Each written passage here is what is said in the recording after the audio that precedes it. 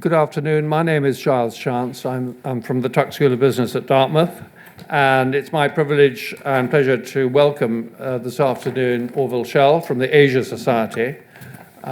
He will be addressing us on the topic of the US and China decoupling. What are the consequences for the global order, which is a very interesting and timely question. I think you'll agree with me.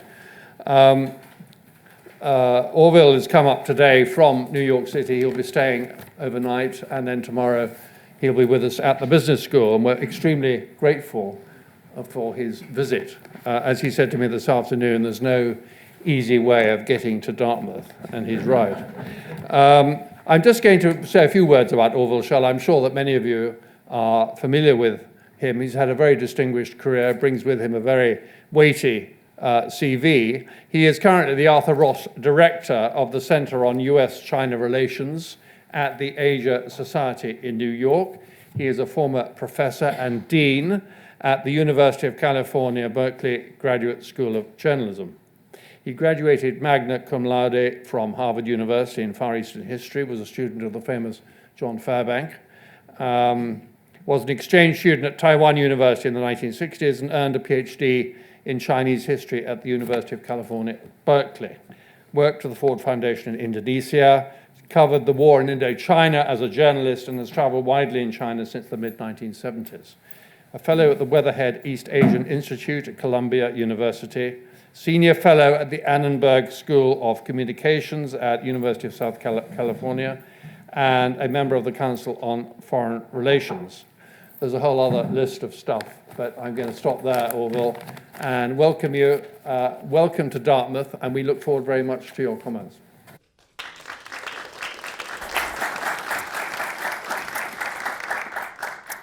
Well, thanks, Giles. It's really nice to be here. I think we'd all agree that we are, in many regards, as a nation, at a lot of different inflection points.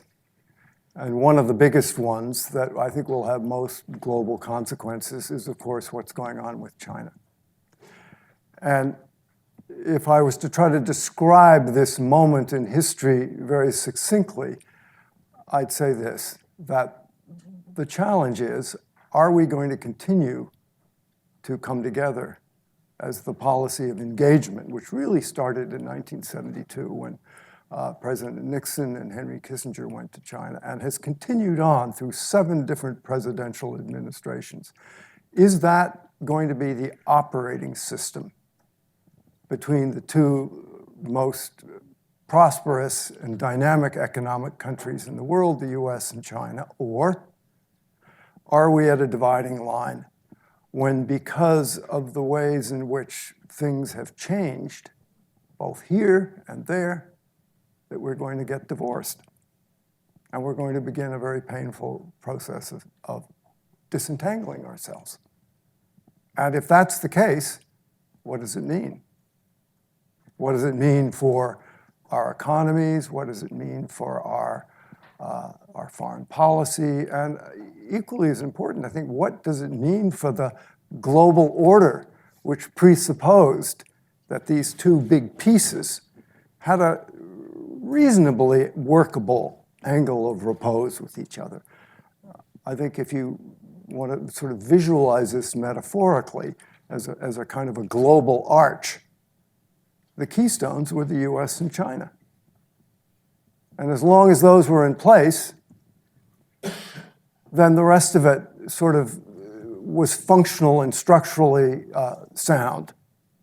If you pull the keystone of any arch out, the arch immediately collapses. And that is, I think, the precipice on which we now teeter.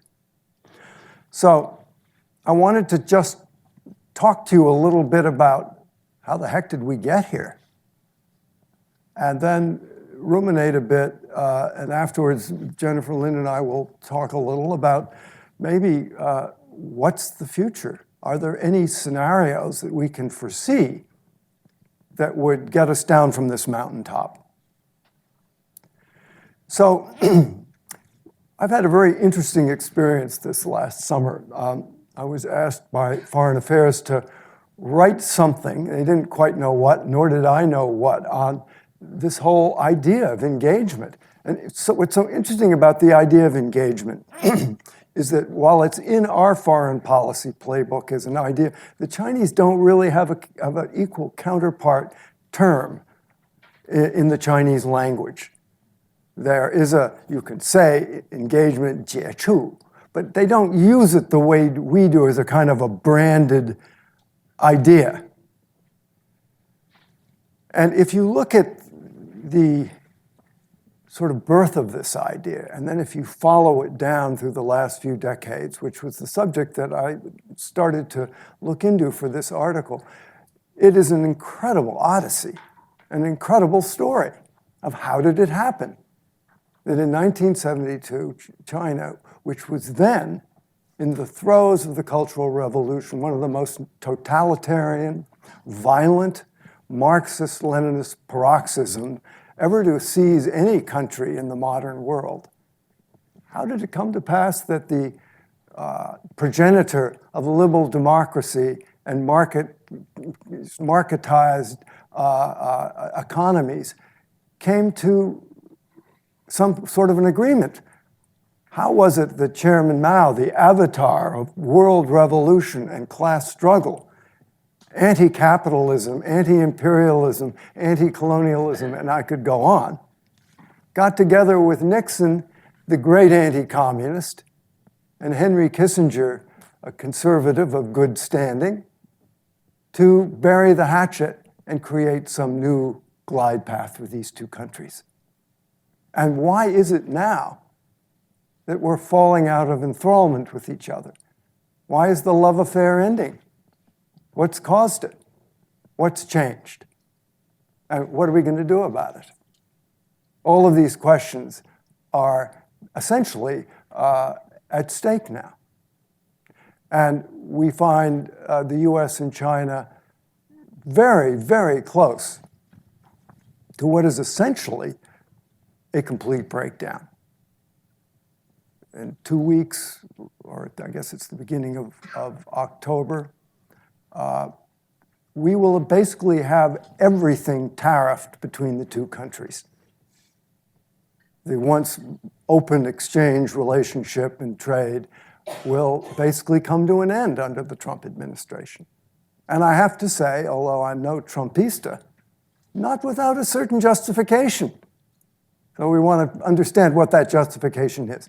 But let's just go to the beginning of the story for a moment and follow it down a little to come to some understanding of how did we get to this idea that we could be, if not friends, at least not enemies with China.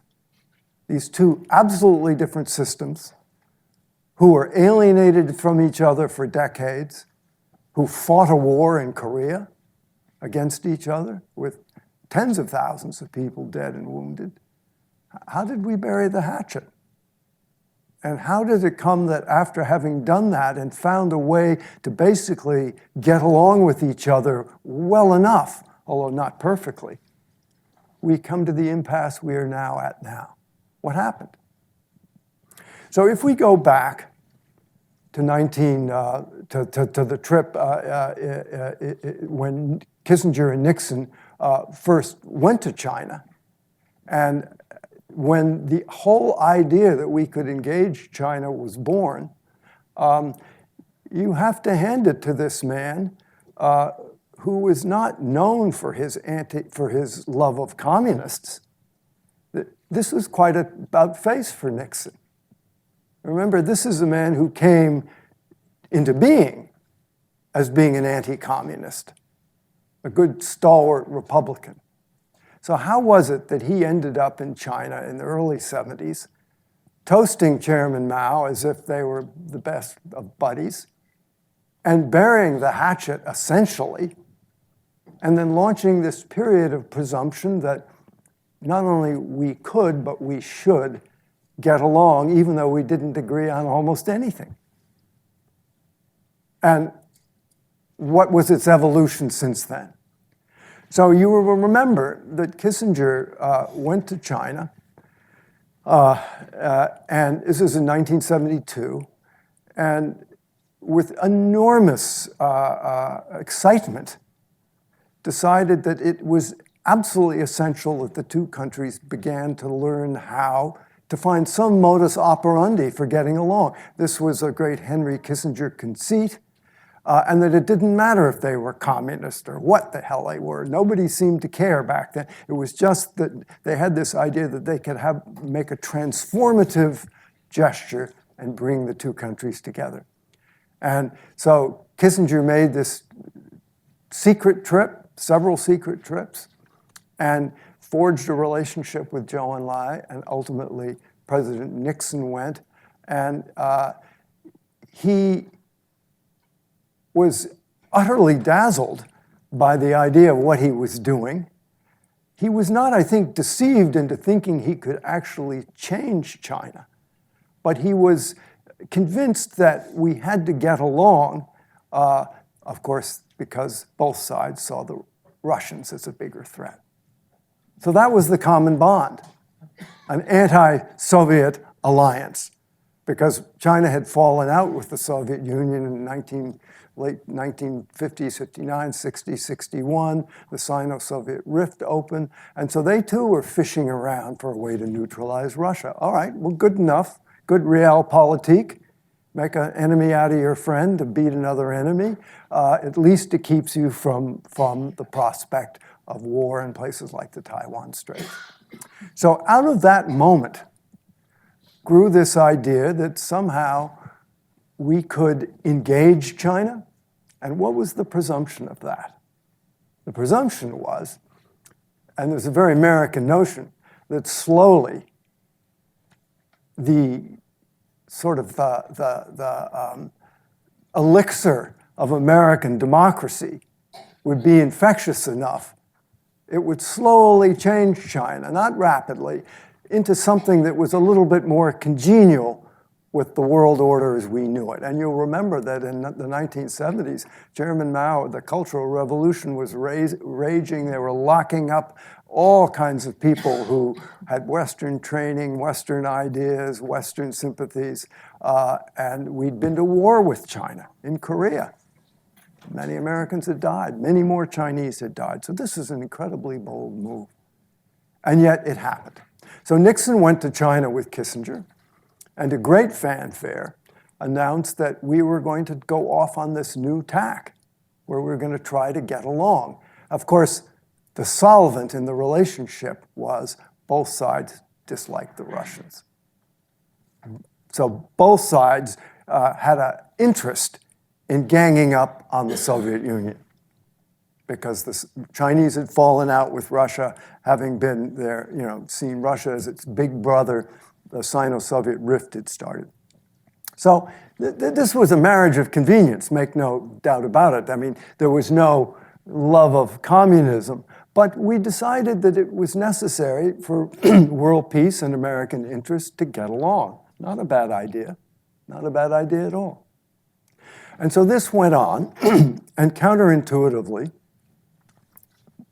successive American governments bought into the idea of engagement.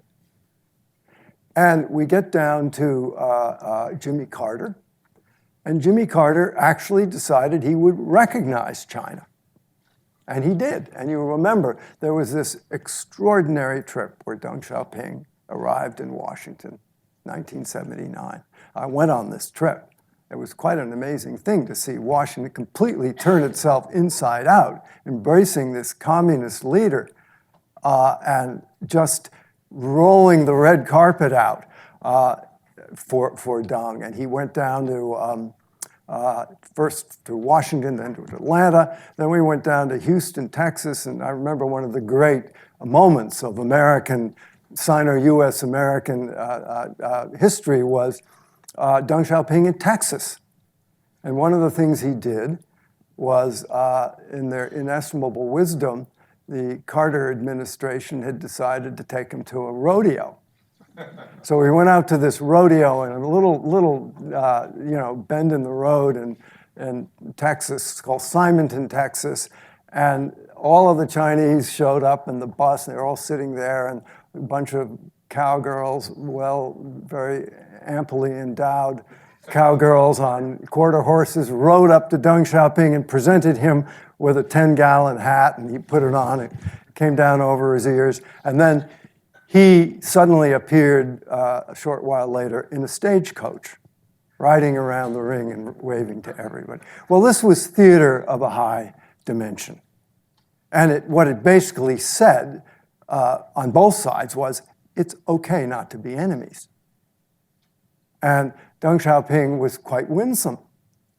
And it was an extremely successful trip. And it set us off on a whole new course that, despite the fact that we have absolutely different political systems, the fact that we've been to war in Korea with each other, that we have had 20 years of estrangement, suddenly we were best of friends. It was an alchemic sort of reaction that had been brought about by Richard Nixon and Henry Kissinger. And it set off a period of quite extraordinary amity between the two countries. And it changed the relationship, the whole global order, in effect. And after that, you remember what happened. It wasn't so long before we entered the period of the 1980s, which was a period in China of enormous hopefulness, openness, reform, and all sorts of things happened that people couldn't have imagined. Remember, this country was just coming out of the Cultural Revolution. Anti-Western, anti-imperialist, anti-everything, anti-Russian. And suddenly, we just turned this thing upside down and had this relationship with China. And during the 80s, things were extraordinarily open in China. It was one of the most exciting periods that I've spent in China, and I've been going since the early 1970s. And then what happened? 1989. And I was there for that whole period. It was a period of enormous hopefulness and exuberance, and you remember what happened.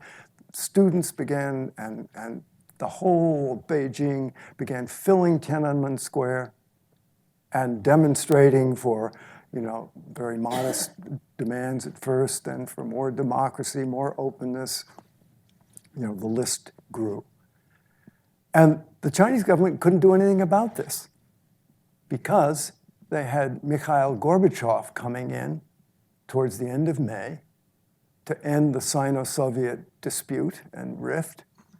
And they knew if they cracked down before that, they'd have all hell to pay, because already flooding into Beijing were over 1,000 foreign correspondents.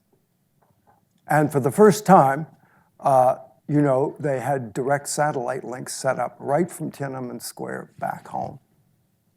So there was really nothing they could do for a period of weeks while they waited for Gorbachev to arrive. And meanwhile, these demonstrations just gathered momentum, and the party didn't know what to do about it. There was really nothing they could do. The moment Gorbachev left, of course, the forces of reaction began to set in, and ultimately, you know what happened. The Beijing massacre early in June. And that was a tremendous sort of body blow to US-China relations. And it almost tipped the whole boat over and made it impossible for the US and China to continue.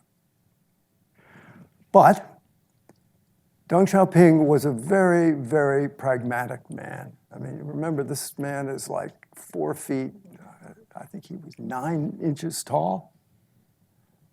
He was not even the party chief or the premier. He was a vice premier, but ruling by the sheer force of the sheer force of personality. And he managed to slowly open the door again. And ultimately, there was a restoration of relations with America, despite the shock of that, the Beijing massacre. And it was a startling thing that the Chinese leadership had the flexibility, even after that incredible black eye, to enable US-China relations to continue on. And so we had a second chapter. And I went on many of these presidential trips, and it was very interesting to sort of cut into this story and watch what happened. The next thing of interest that happened was that Bill Clinton went to China. And we're still repairing the relationship.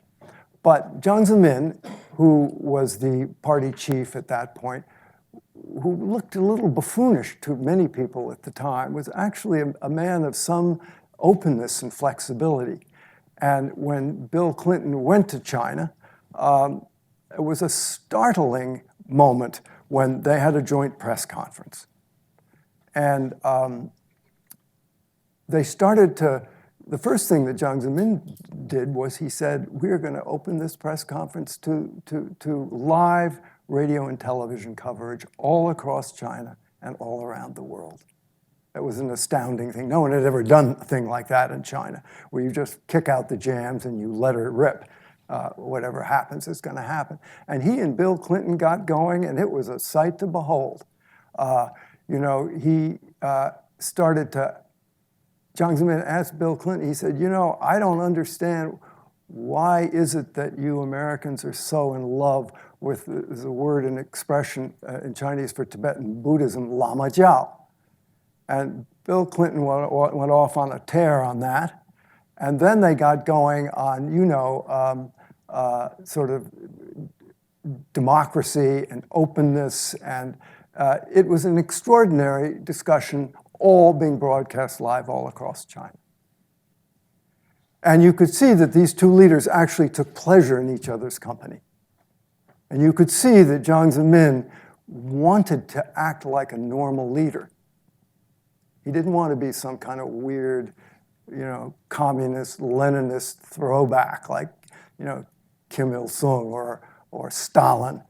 He wanted to play with the big boys in the real arena. He wanted to go mano a mano with Bill Clinton, which was quite a difficult task because Clinton was good at it.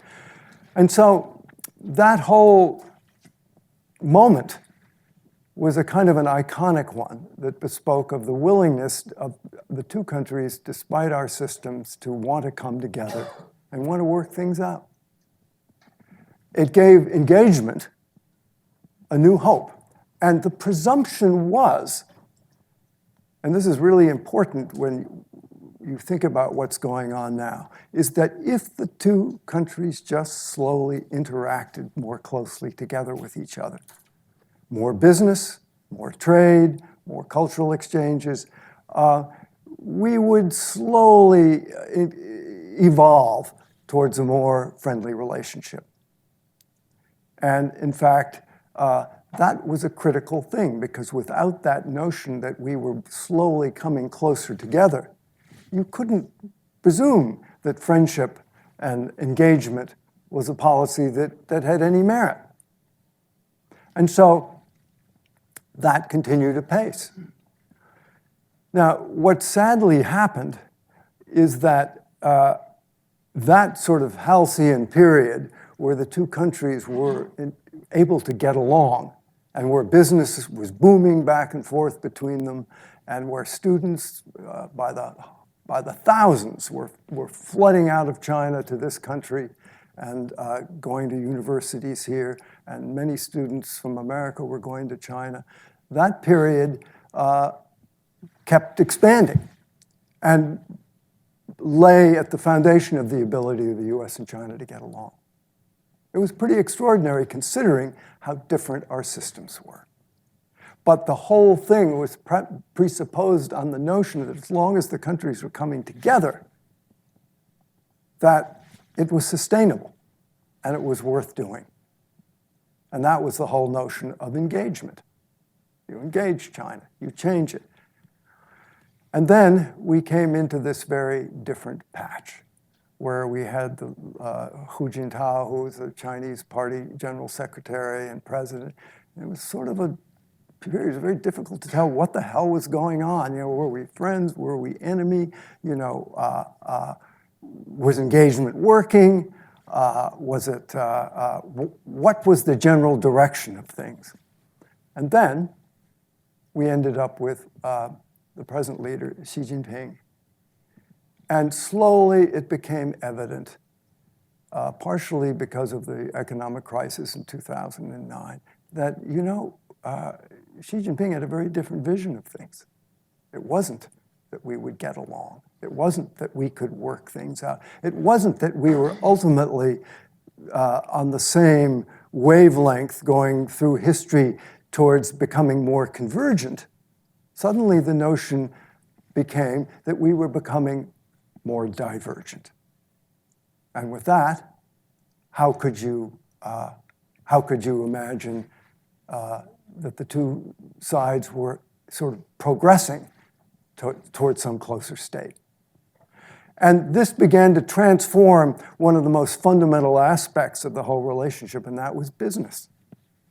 That as long as you could imagine that business was a catalytic agent that was bringing people closer together, then you could say, fine, let's trade, let's set up factories there, joint ventures, let's let the Chinese in, let's have closer convergence economically, because that will enhance the idea of engagement.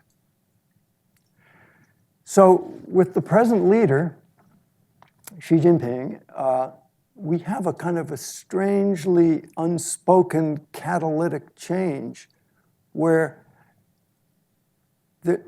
one cannot make the presumption that engagement is slowly going to change China and slowly going to make them more soluble in the global compact of democratic nations, capitalist nations, of the global community such as it was.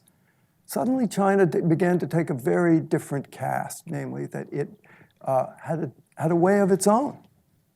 And it was a way that depended very much on a one-party system. Suddenly all of the affectations of more democratization, more opening up, more liberalization, more flexibility, more participation in the global order, such as it was, began subtly to undergo a kind of catalytic change. And it became evident that China was edging towards a model of its own. Call it authoritarian capitalism. China was reluctant to put an actual name on it because they didn't want to kind of disturb things too much. They just wanted to quietly get there to a more ascendant position where the Chinese model had more cachet. But what happened in the process was we undermined this very thing that kept us together with China. And that was a fatal but slow, piecemeal turning point that got us to where we are now.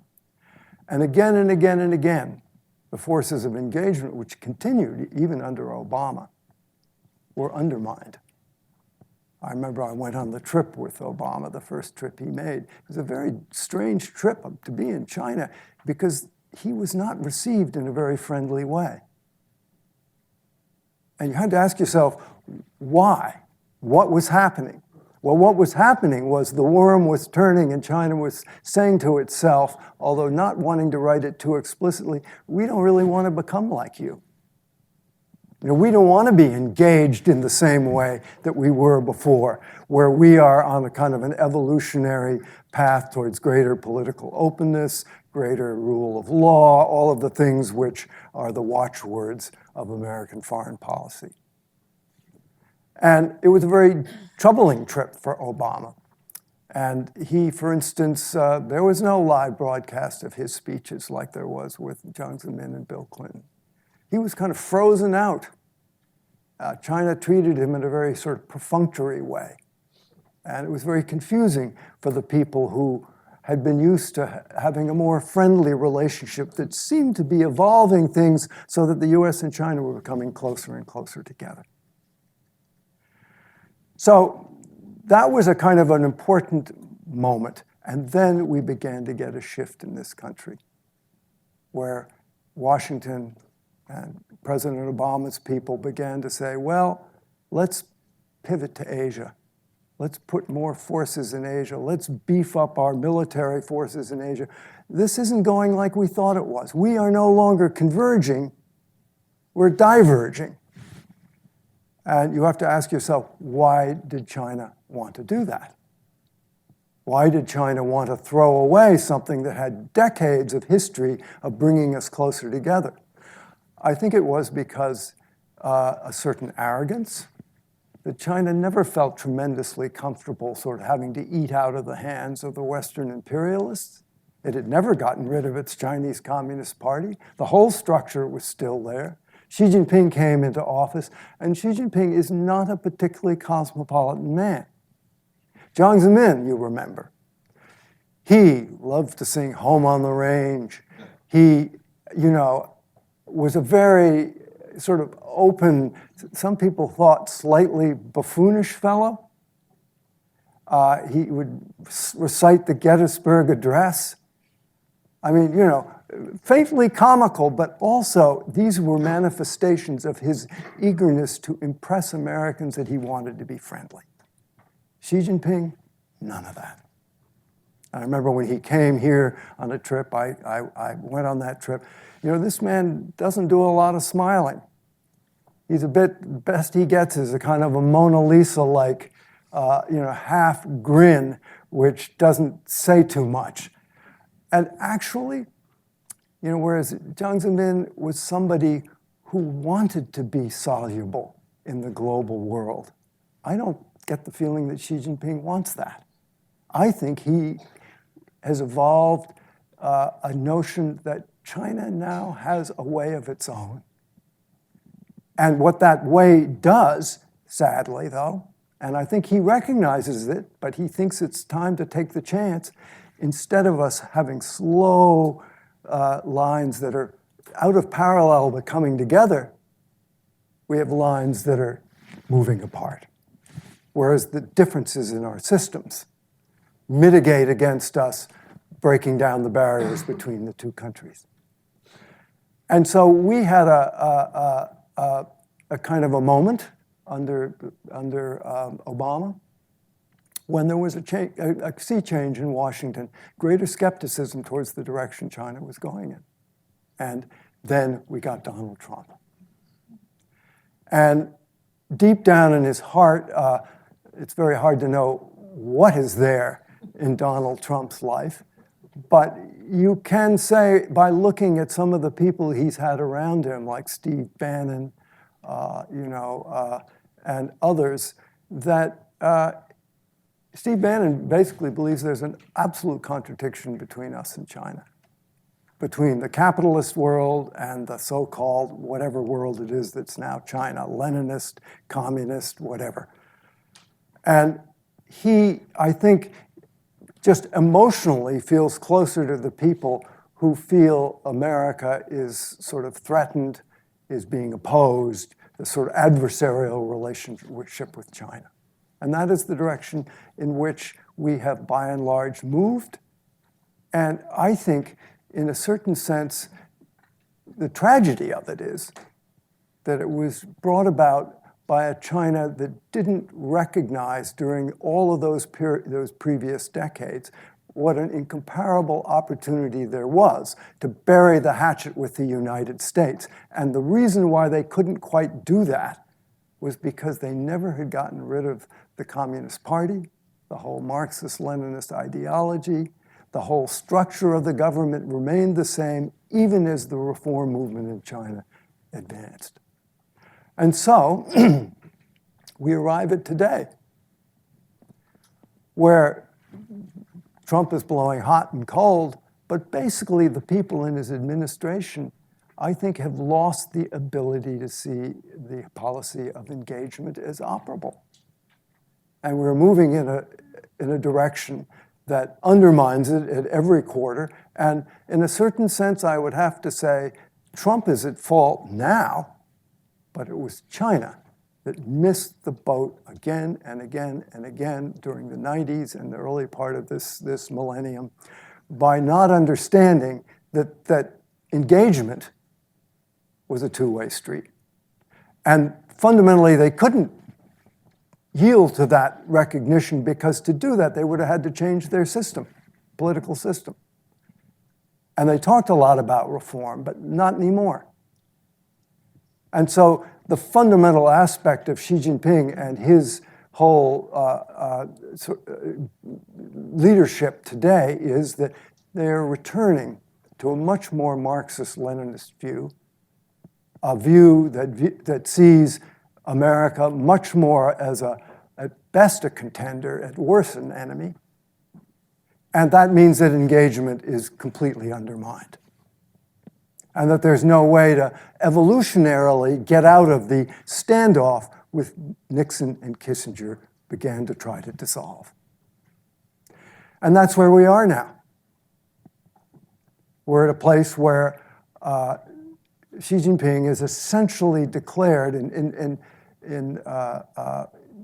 subtle ways that China's system is China's system. It isn't going to change. It doesn't want to change. It doesn't believe in democratic governance. It wants to be a leader. It's not going to trim its jib to fit into the global order as it existed. It's going to change the global order.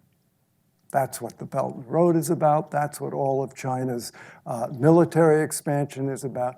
So we are off in a completely different sort of planetary universe, where engagement, which was the watchword of all those years of 6, 7 presidential administrations, has really come to a screeching halt with Xi Jinping and now Donald Trump.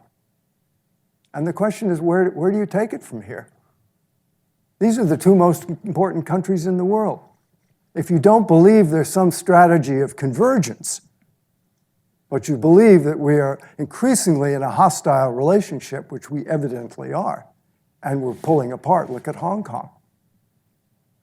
What do you do? Are we destined to then grow farther and farther apart until something blows up in Taiwan? Until something happens in the Senkaku Islands, which are in contention? Or in the South China Sea, which this giant cow udder-shaped protuberance that hangs down from China to Indonesia that China has completely claimed as its own. And the Seventh Fleet continues to sail through it and not recognizing China's territorial claims. Where does all this end up? We just don't know. And so we're at this incredible tipping point moment where not only are our diplomatic relations threatened, but our business relations are threatened. Where the logic of Trump's new wariness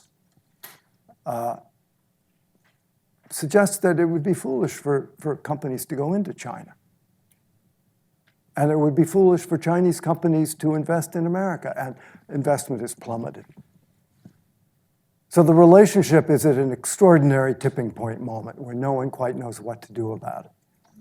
And it's at that moment because instead of being able to imagine convergence, all we see is divergence.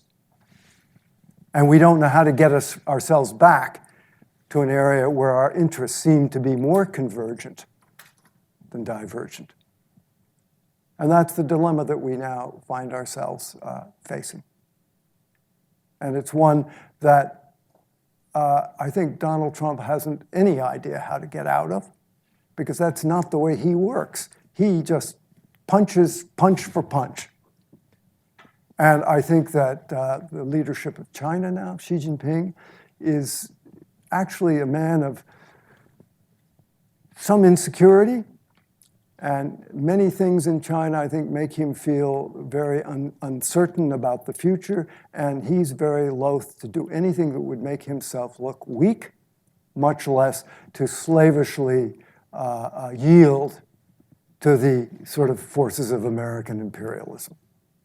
So we're in a place where both sides are militant, both sides are unyielding, and we're pulling farther and farther apart. There are more and more disagreements arising. Businesses are beginning to pull back. Many foreign businesses are moving overseas. And the whole question of China's economic miracle then hangs in the balance. And the question that we have to ask ourselves is the whole notion of engagement still viable? Is there a way to get back to it? Is it a good idea? Or are our two systems so implacably opposed to each other that it's better just to go at it hammer and tongs? And then what happens when something blows up in Taiwan? What happens when the South China Sea, there's a dust up between the 7th Fleet and China's military bases on the islands it's built? What happens when Japan runs into trouble with China? We don't have answers to these questions. So we're at an incredible inflection point where there is literally no policy. And we're fighting about trade. Understandable. It hasn't been a very level playing field, and the Chinese did not level it. They would not level it. And now Trump, with some justification, I have to say, is calling them out on it. And now the trouble is the way Xi Jinping works and his fear of looking like he's yielding, it's very hard to correct the course. So, this is simply to say we are at an inflection point where we don't have any policy. Our policy is to push back and hope that China will somehow come to heel, but in ways that we are very poorly defined for it. There's no high-level leadership talks the people are talking at the Treasury level, and there are some discussions going on, but nothing that will solve the fundamental question. In the meanwhile, bigger questions keep piling up. And we don't have an answer for them. And the understanding that began, it was a chance, but I think it was a chance worth taking that Nixon and Kissinger precipitated in the early 70s, has come a cropper. And if I had to say who is responsible, I'd say this. China got in the habit of sort of putting off changes that would have kept the relationship with America healthy, wouldn't let us invest in all kinds of different areas. For instance, you can't get any American media in China. Until recently, there were many areas that were just off limits to investment. Media, certain kinds of communications companies, many companies were walled off. So the process of integration couldn't go forward. On the other hand, China could invest anywhere they want in the United States. And that was going along quite well. Now it's just plummeted. So here we have the two most important countries in the world. China arming militarily, claiming the whole South China Sea and wanting a bigger footprint throughout Asia. We have engagement with a stake through its heart. We don't have a new policy. And we have a president basically bereft of his senses, but not completely. He has a kind of a funny, canny, thug ability to analyze his enemy. But what's the policy? And does China have any ability to lead, or is it too weak? Does it feel too threatened by forces we can hardly see, that only Xi Jinping is aware of? We don't know. So here are the two most important countries in the world, the biggest and most important economies that were getting along okay, that completely blew it. They didn't maintain their engaged relationship in a way that was equitable. And it's too late now to make superficial fixes. So we are left with a situation where we're falling increasingly out of balance with a leadership that's increasingly out of balance itself and not capable of doing, and I'm no Republican, Nixon and Kissinger did, which is changing the terms of the game so that at least we wouldn't go to war. And now the tensions are rising in myriad areas throughout Asia, and nobody has an answer for it. So I don't want to be too dark and too gloomy here, but I do want to say that this was a surprising final act for a policy that I think was done in good faith and for a while seemed to be working out. And then I think you can almost look at China's response to the United States, never mind present United States response to China, which is more like a comedy, but I think the Chinese response to the United States was a tragedy. You know, overweening arrogance, tragic flaw, reaching too far, not giving what was required to keep a stable relationship going. And it did this because it finally couldn't stand the thought that the Chinese Communist Party might get evolved out of power. And that's Xi Jinping's tragic flaw. He's a man of limited ability to see beyond, you know, where China might go by slow evolution. And he recognized that to continue engagement would be, the requisite condition was that China evolve. And so with a stake through the heart of that, it's hard to know where it will go. So anyway, I don't want to ramble on too long here, but I do just simply want to say that we are at a tipping point moment here. And there is no obvious course B. And we lack the fundamental tools now for the two countries to actually talk in a way that could change the terms of the game. We're in a very retaliatory mode. Look at Hong Kong. I mean, that is an amazing story. This city, which I knew well, I first went there in 1961, it was the poster child for people who did not care about politics. All they wanted to do was make money. The fact that the Chinese Communist Party has turned Hong Kong into the poster child of political consciousness and remonstration is one of the most staggering accomplishments in the century. They've turned them into an utter adversary, so you get 2 million people. That's a third of the population of Hong Kong in the street. What's the advantage of that? Very dangerous, because it at some point will require a response from Beijing, because Beijing does not, as we saw on June 4th, 1989, Beijing does not smile kindly on people who remonstrate with it and stick fingers in its eyes. So the place is filled with sort of tinder ready to burn, and then you look at Taiwan. Taiwan once was trying to make peace with the mainland, not now. Completely alienated. So this is a very dangerous situation. And there's no remedy. It doesn't even have the United States acting like an intelligent, temperate adult. So who's going to step in? Who's going to fix it? No one has a ghost of an idea. And in the meanwhile, the world economy teeters, because these are the two biggest players in the world economy. And if that goes to blazes, the whole world goes to blazes, economically speaking. So there's a lot at stake here. And one can apportion blame on each side. We may have different equations for that, but suffices to say, it's broken. And how to fix it? Nobody has a ghost of an idea.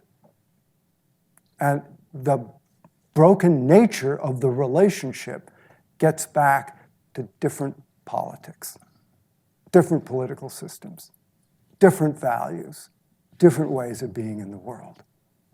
As long as we could imagine China was reforming and becoming more like us, well, call us arrogant, okay. As long as you could imagine that, it worked. But when you lost the capacity to imagine China as in a state of not just economic reform, but political reform, and that the world was becoming more convergent rather than less convergent, then you lose the whole logic for the policy that Nixon and Kissinger started in the early 70s of getting together. And that's where we are today. with a president who is so unpredictable, not always totally wrong. He has a kind of a funny nose for when he's being taken, when things aren't equitable, and when he looks weak. But he isn't very good at proposing alternatives or building other structures to contain this most essential of bilateral relationships in the world today. So I'm tremendously sorry if I have brought a cloud over your otherwise sunny day here. But this is a matter of no small importance because these are the two most important countries in the world. And China is one of the most dynamic. And what I mean by that, both good and bad. There's a lot going on there, a lot of energy, a lot of creativity. And it also has a government system that is absolutely antithetical to those things which at least we thought we stood for before Donald Trump, but still lurk in the background of who we are. And the only two countries that matter in the world today really are China and the US. So what happens here is of incalculable importance. Nobody else can fix this. And the lack of leadership on both sides is pretty astounding. There's no initiative to fix this besides raising tariffs. And in 2 weeks, 3 weeks' time, all of Chinese products in America will be tariffed. And China will retaliate. Okay, good. See how we like that. So, thank you for sharing my gloom with me. I'm afraid it's a pretty pessimistic scenario that lies ahead, and I don't see a lot of leadership on either side capable of doing the kinds of things which actually, and I'm generally speaking not a Republican, but that Kissinger and Nixon did. They changed the terms of the game. So I'll leave it there.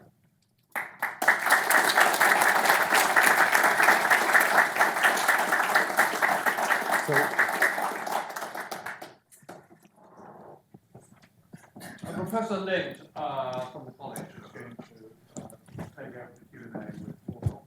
Great. Okay, thank you so much. Well, thank you. Good afternoon, everyone, and thank you for coming on this amazing, beautiful autumn day. I know it's hard to descend into the basement to go hear gloomy thoughts about the future of US-China relations, but I'm very glad you did. This is a wonderful turnout. I have what appears to be 97 questions for Orville Schell, and I'm only supposed to ask a couple of questions. Multiple choice? And then I'm supposed to be turning it over to you guys. So I'm sure Tom or Giles or someone will restrain me if I am abusing my power. I guess I'd like to start off with this notion of the strategy of engagement. So you talked about in recent years the Trump administration failing to see that engagement was a possible strategy that the U.S. could continue. And so my question is would any other administration have concluded differently, right? Because it's not really you can't describe the U.S.-China relationship as one of engagement when you have one side is a liberal and the other side is a mercantilist, right? That's just not an engagement, a liberal engaging strategy. So eventually, and I think you summed this up really well, how eventually that was going to come to a head and create the kind of tensions that it did. But would any other administration have concluded, we can keep going on with this. We can keep having our intellectual property stolen. We can keep sustaining these trade deficits. This is okay. The American workers are doing fine, right? So, do you share the diagnosis that something needed to be done, or is the idea that something might have needed to be done, but it should have been something else other than what the administration did? Well, I certainly don't want to subscribe to the full menu of the Trump administration. Well, I'm not asking you to no, do that. No, but I think that's not the answer. On the other hand, there was a problem. And I think I supported engagement, and I still kind of do, but these things are two-way streets. You can't have one side sort of being unyielding and the other side kind of waiting, giving. And I think it became evident after a while that China had a pretty good thing going, and that actually they weren't going to yield beyond a certain point. In fact, they started rolling things back, and that the problem was the political systems were too different. And you can only go so far if you have a totalitarian system on one side, one-party system, and a rather messy democracy on the other. So I think that's the great tragedy. It was worth a try. It really was, because what's the alternative? And I actually think the United States tried very hard to make it work. I'll tell you one little anecdote. I periodically talk to people in the government, and I had worked with Hillary Clinton, and then she became Secretary of State, and helped her out on various things. And I remember one day I was driving up to see my boys in Middlebury, and the car phone rang, and it was her. And she said, basically, what the hell do they want? She said, we try to find some way to make it a mutual concession. Let's keep the thing together. And I can't get any traction. And I didn't know how to answer her. And what that suggested to me was a profound willingness on the American side to work something out despite the different values and different political systems. And it's very hard to know how to respond to that. But the Chinese finally were incapable of giving as much as they got. And the thing got out of balance. And then you get a guy like Trump who comes in, and it's not that he's wrong about that the relationship isn't working. It's what he does about it that's sometimes really crazy. But believe me, Obama tried. Hillary tried, and she failed. So there it is. So on the issue of what the Trump administration, the strategy that the Trump administration is trying to use here. So you were saying in your comments, we don't have a strategy, but I guess I'd push you on that. I think we have a policy, we have a strategy. So you could say it's not a good one, but I think it's there, which is different. Well, describe it. What do you think our strategy is now? So the way that I would see it, well, I wouldn't call it a China strategy, but in terms of the idea, the thought behind the current tariffs, right? So there I would say the first thing is, how do we reduce the trade deficit? And so this is what tariffs do. I see Doug Irwin shuddering back there. So you put tariffs on goods, and the cost of them goes up, and so demand for them falls. And so we're going to buy fewer Chinese goods. And some economists, although Doug would be able to tell us more about this, some economists say when the trade deficit is reduced, that's going to create more jobs in the U.S. as there's goods being produced in the U.S. Now, other economists would say, no, there's all sorts of noise in there, and that's not necessarily going to translate, and so on. But anyway, that's the theory, that's the argument. So the trade deficit's going to shrink. And then there's a coercive element too, right? There's a coercive element, which is stop stealing American intellectual property, stop discriminating and punishing American firms, open up your market, or we will continue to punish you with these very costly tariffs, which we feel are more costly to you than to us. So we could poke all sorts of holes in any of that, right? And I'm sure Doug could, and you could, and we could if we sat here.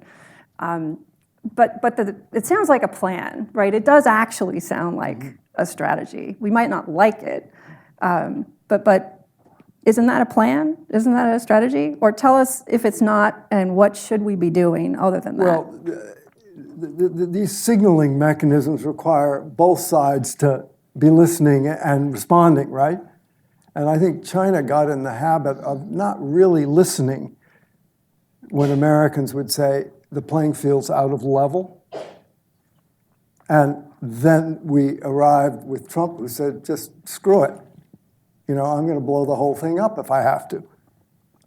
So I think that actually China made a fatal mistake in not recognizing that, you can't just wall off whole areas of your economy and expect people to feel good while they open theirs to you. And that's not the way the world works in which China sought to be engaged. So I think, I think the United States tried in its sort of half-hearted way. Obama tried, but it didn't work. And maybe it's the nature of these very different political systems which mitigate against that kind of equity and that kind of working things out, because China is actually an incredibly paranoid place. You know this. They just think everything is, everybody's out to get them. And because they recognize their system is somehow insoluble in this other world of Western democratic capitalist sort of global trade. So there's a contradiction there, which finally I think we couldn't dissolve. And that's where we are. And it could bring the whole world economy down. Because think about it. The US and China are the two biggest players in the world. And if they really get going at each other and we're off to the races, the amount of FDI from China and American FDI in China has really shrunk. I mean, we are in a period of gross contraction. You have to ask yourself, can we get along in that world? And more importantly, can China, which is more dependent on exports than we are. Right. And let me ask you about that, because the future stability of US-China relations in great part hinges on just how powerful China becomes, and then, of course, what ambitions China adopts. But in terms of these debates going on right now about the future of the Chinese economy and the future of Chinese power, are you more bullish or more bearish here? Do you see that China has achieved a lot and is likely going to keep moving forward? And there's all these different forecasts about when China's GDP is going to surpass that of the United States. So this could be sooner, this could be later, or this could be never. China, obviously, to get there, has to make a lot of changes to its economy. And the question is it going to be able to do that? So I'm wondering where you are in that debate. Are you optimistic? Well, I don't know if it's optimism or pessimism, right? It depends on how you view those things. But do you think China is going to be able to accomplish this transition? I view us as being in the audience in the Greek tragedy, where China's overweening ambition and lack of insight of what it takes to actually work in a global situation could bring it down. And could bring down the whole world economy. This isn't to say the United States is perfect, but I do think that some of the demands, some of the presumptions, you have a choice. You either get with the program and make it work out, or you go back to autarky. And that's where we're headed now. Well, we don't have to close the whole U.S. economy. No, right? but we have other trading partners. Oh, we do, yes. Yeah. But the U.S. and China are so important. They sit so much at the center of this, the epicenter of the whole global economy, that there's no way. It's like when you have a heart attack. There's no way if you have one big clogged artery, the others can take up the compensatory load.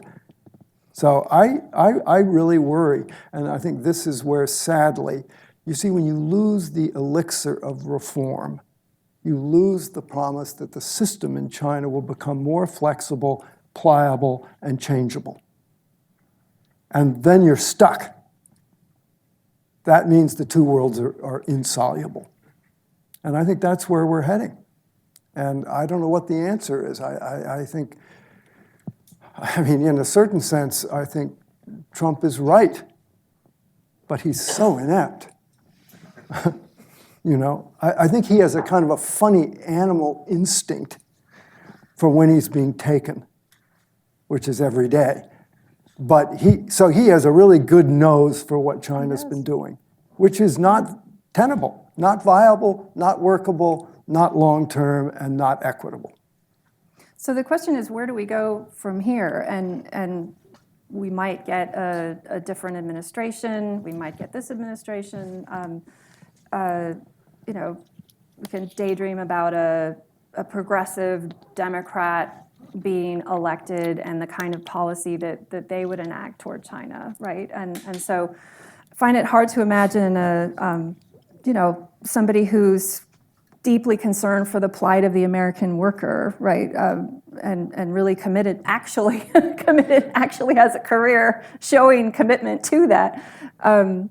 That person would come in and say, oh yeah, let's just go back to the way it was before with China, right? So, well, it wasn't so great before, but it was viable. It was heading basically in the same direction, in the right direction for a while, haltingly and with major lurches and problems.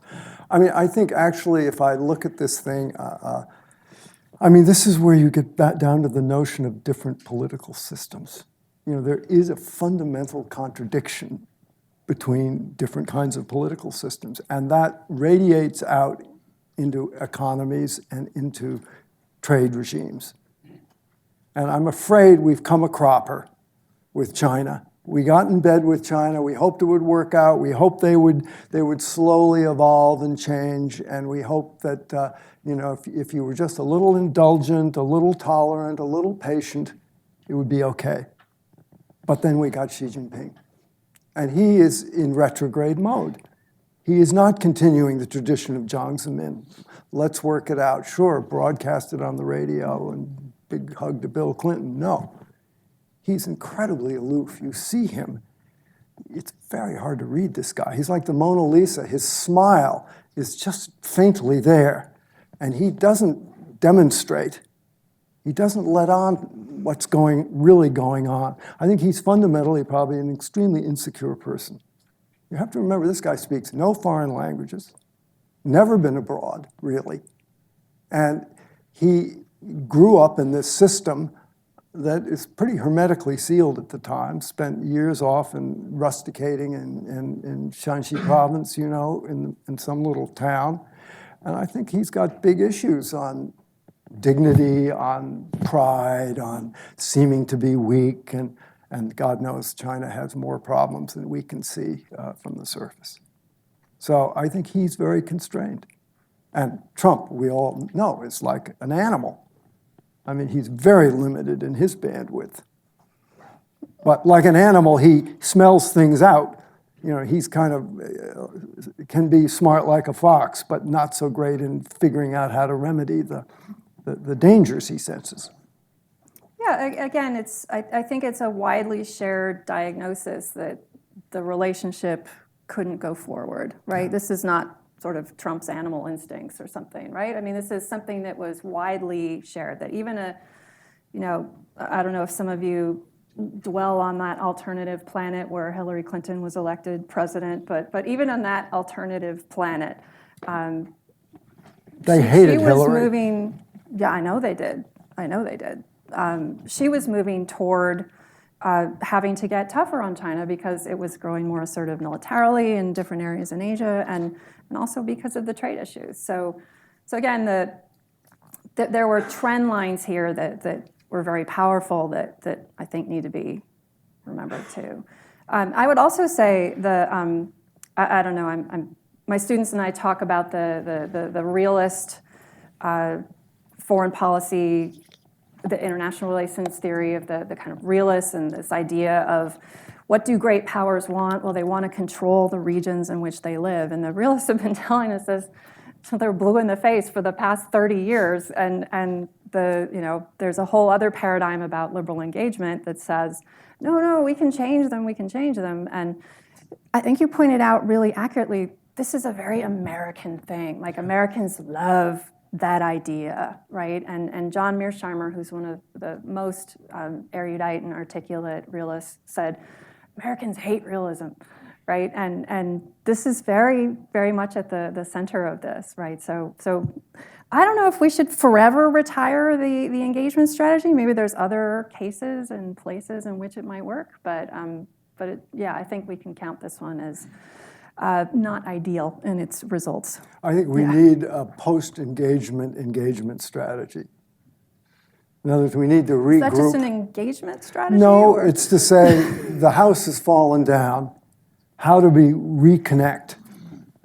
And I'm not sure China's capable of doing this now. That's the problem. I'm not sure Trump is either, for that matter. Mm-hmm. So we are in a really compromised situation where there's no leadership on either side that's really able, I think, to look at this in a way that it would have to be looked at. All right, I'm going to rein myself in and start calling on some people before I move to, question 48, 49, 50. We're going to privilege the students because I want to thank them for coming out here today. So students, show your hands. Where are you? Yes. Paul. So thank you for coming to talk about engagement. Hi. Thank you for coming to talk to us about engagement today. I am very interested in kind of your historical perspective on the issue. So you talked about United States arrogance, how we had a tragic flaw, how we may have reached too far. And you said without the notion that the US and China were drifting together, we could have never done engagement. But you also said it was worth a try. Because what was the other option? So I'm curious about that question. What was the other option? If we had known, if we had perfect information that we wouldn't be drifting closer together, what would we have done? Well, I think we could have continued our sort of anti-communism and just said, okay, China's the enemy. We're just going to continue what we were doing and recognizing Taiwan and shutting them out. And I think actually it is a good part of sort of American political thinking to try to imagine how to catalyze a change. And that's really what happened in China. And I think it succeeded. I mean, if you could just mark different leaders who actually played ball on the change front and kept that hope alive. And I think what Xi Jinping has done is not only to put a stake through the heart of that notion that we were more or less on some kind of convergent lines that were going to be a long time in coming together, but that weren't growing apart. And that's okay. That's what he wants. That's what he got. And now we're in a hostile, antagonistic contradiction. And we have to regroup, and it means the South China Sea is going to heat up. It means the arms war is going to, it means a lot of things. If that's what they want, and I think it is what Xi Jinping wanted, whether he was smart about it or not is another question, and that's what he got. Okay, other questions? Yeah, go ahead. Hi, so. No. Oh, sure. So one of my questions is about your divergence theory. So I'm wondering, now that China's economy is slowing down and it needs to be sort of re-stimulated in a way through more foreign investment in a sense. So, and also at the same time, a lot of the Communist Party's legitimacy in its ruling relies on the economy itself. So my question is, given our current, given the nature of the two current administrations, are there still any opportunities to sort of bring back to bring back to the usual level of economic engagement, just because in the day, like China's leader might be feeling that we are being challenged, our legitimacy is being challenged because the economy is going down, and therefore we need to get back on track. And the following up question is that, should we give the engagement policy a second chance from the American perspective? So my answer to that is, it isn't up to us alone. If, let's say tomorrow Xi Jinping wakes up, goes on television and says, listen, people, I've been thinking. We're headed on a collision course. It's not good for China, not good for the world. I want to rededicate myself to the idea in Hong Kong that they will have their own form of governance until the end of the 50 years. I want to say to Taiwan that right now is not a propitious time to force reunification. Taiwan's an inalienable part of China, and in due course, whether it's decades from now or not, I don't know, it will return to the motherland. But right now is not the time to push it. Deng Xiaoping said this in 1978 in Tokyo. He said exactly that. He said, it doesn't matter now, let's not push it, let's let it lie for another generation. If he could say to the United States, we want to re-engage you. We are dedicated to working out a global compact on play by the rules. We're willing to open our economy as much as you've opened yours. I think he could do this in a heartbeat, but he's not going to do it. He can't do it. It's not him. And it would be too threatening to everything he's done to date. And I think he would view it as a sign of weakness to give in. So I don't foresee that happening. And that's why I think we're beyond a course correction here. All right, other questions? Yeah, go ahead. Thank you. What are common misconceptions or things about China that you've observed that Americans or Westerners don't typically understand about China, its culture, its history, why it behaves the way it does? Well, the first thing I should say, I'm married to a Chinese woman, so I got I've got a main line to at least some sense of this issue, and I think it's a very difficult one to parse through. I mean, I think it fundamentally gets back to and I've come to this conclusion after 30 years of hoping that reform and opening would work, that finally different political systems really matter. It's very hard for a democratic system, even one as messed up as ours, to converge with an authoritarian, totalitarian system. And I think the fact that the United States tried is to its credit. And I'm not always a big fan of my government. And I think now that the fatal flaw, the tragic flaw of Xi Jinping is one that the Greeks have written about for years. He had overweening pride. He moved too soon. He thought that China could get along alone, didn't need to fit into the global compact, didn't need to make any more concessions. It was big enough and powerful enough to start throwing its weight around more. Now, maybe he'll win. My reading is it's going to be a tough sell. And it could bring the whole house of cards down. It's the classic Greek tragic flaw. Okay, yeah, right here. My question is related to the question this young gentleman here asked, was the role of commercial interests in China. I've been going to China since WTO happened, and in the private sector has been growing with some pushback. And the question is, at what point is there room for engagement from the private sector, and will those interests in China maybe push back a little bit at some point? The astounding thing for me is that with the advent of Xi Jinping and his whole regimen, he has really muted the voices of the very significant corporate interests and private enterprises that have grown up in China, so that those people would rather just drop out of business like Jack Ma, just leave the scene, than have to tangle with this thing, which is an insoluble contradiction as far as they're concerned. So I think it's going to be very difficult. These people have fallen absolutely silent. It's a little bit like Republicans in this country. You know, they're not going to challenge Trump. Well, maybe someday, but not yet. And so I don't see that. I think these guys, and now they're having party cells reinstated. You know, they're being forced to do all kinds of things they'd rather not do. And I think it's going to be very difficult. So even if there's a decline in Chinese, like you earlier said, the Chinese output starts declining, and then, you know, again, they start to suffer a little bit. And I think that's the premise of Trump, perhaps. If they suffer internally, eventually they'll come to the bargaining table. You know, they might, But I think you just never want to underestimate the terrors of and the vicissitudes of pride in China.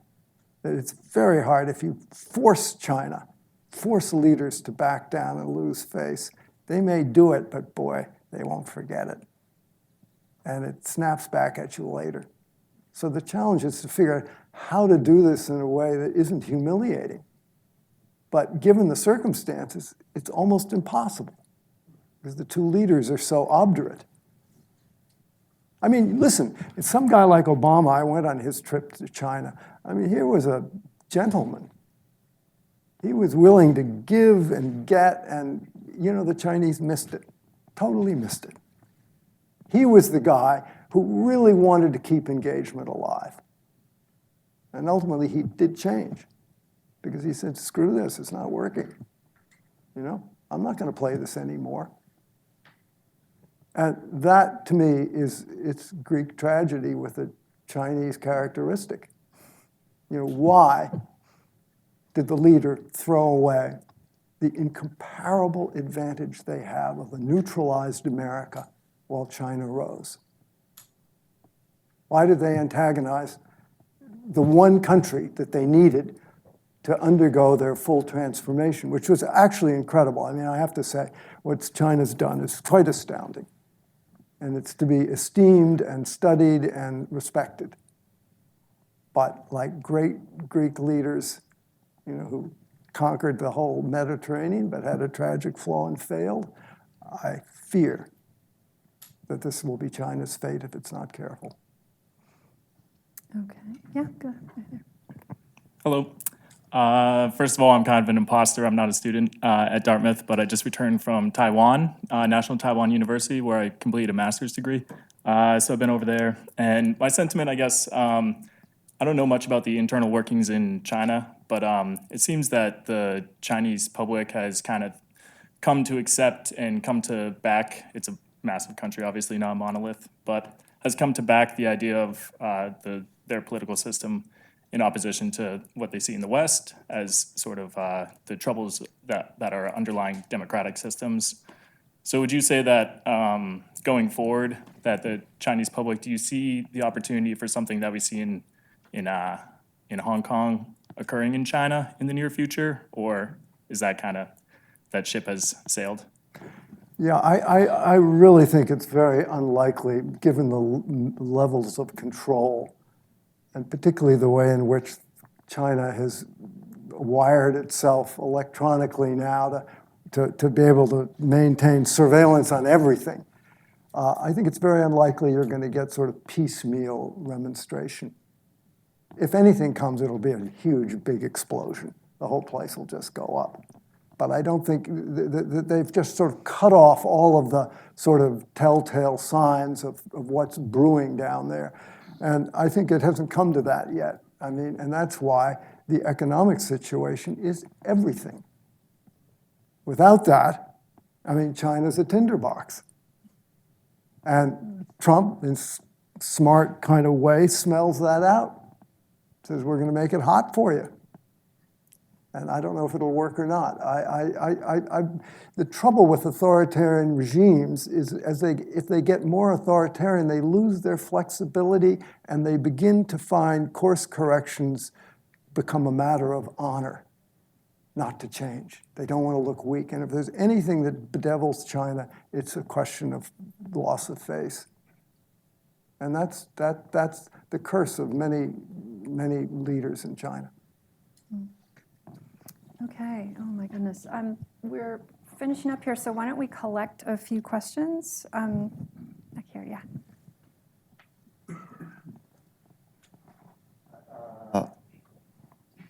I'm from Hong Kong, and at the scenes of protests, we can see like Hong Kong people waving American flags as if they're like asking for help. So, on the American side, what do you see is the strategic value of Hong Kong in breaking this impasse you're describing, and especially in the context of China's economy slowing down and needing even more foreign direct investment from Hong Kong? Okay, thanks. Max. Well, and I mean, it was to collect a couple all right. questions. You remember these because my poor brain will forget them. My question is just, how do you see the deterioration of Japanese-South Korean relations possibly affecting the U.S.-China relationship and the relationship of democratic countries really versus Chinese influence in East Asia? Might we answer them quickly, because otherwise I swear I'll forget them. Absolutely. Yeah, just these little tiny questions, Okay. like, what is the interest of Hong Kong and the United States and, the future? Yeah, just small little questions. 30 seconds, please. No, just. Now, would you repeat the questions? So Brian's question on Hong Kong and basically the question of what is the interest in the United States? What interest does the U.S. have in what transpires there, basically vis-a-vis its relationship with China? And then question about the Japan-South Korea relationship. Yeah, I mean, I think, the United States doesn't have much of a cause to intrude in the Hong Kong demonstrations and that whole interaction with China. However, I think it's astounding what's happening in Hong Kong. And people have taken notice. I mean, it's a generational shift of monumental proportions. And I think it's really got China's knickers in a twist. They don't know what to do about it. So I think it's quite a transformation. And I think it's best the United States stay out of it. Your question about, I would not remember the questions. Yeah, so obviously Japan and South Korea are in a major rift right now, and the U.S. seen as sort of a potentially moving toward an anti-China balancing coalition and hoping that the South Koreans will play along, hoping that the Japanese might step it up a little bit, but the South Koreans seeming to say absolutely not, we're not going to play ball with the Japanese. So this is definitely very relevant to U.S.-China So relations. I think I met yesterday with the guy in the Korean Foreign Ministry who is the China guy. And he was asking the same question. And I think actually, Korea and Japan have some real differences. It's true. But I think Korea has an interesting role it could play if it wanted to, which is to sort of step sideways and say, okay, we're not one of the big powers like Japan and the US, but let's us call a meeting together of China, Japan, and Korea and see if we can't figure out some different way of doing this. Because I do think there's a lot of bitter blood between Korea and Japan. It's a shame, but that's the reality. And I don't think Korea is going to be capable of jumping over it. And so that means that the alliance, such as it is compromised. Okay. Last couple of questions. Yeah, right here. Can you talk about how tenable?